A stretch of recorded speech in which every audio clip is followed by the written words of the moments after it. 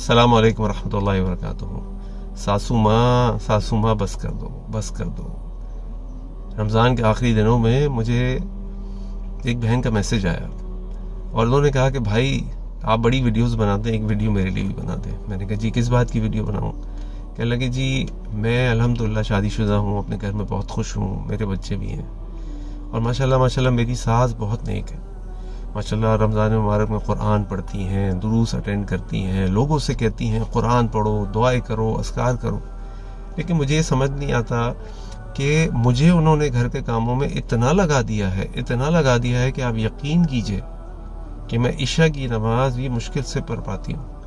यानी इफ्तार की तैयारी से लेकर जो मैं लगती हूँ, यानी तैयारी करनी, ये बनाओ, उसके बाद खाना खिलाओ, उसके बाद बर्तन उठाओ, उसके बाद बर्तन धो, किचन के काम करो, ये काम करो। मेरे छोटे छोटे बच्चे हैं, उनमें से एक को मैं फीड भी कराती हूँ, एक को मैं अपने हाथ से खाना खिलाती हूँ।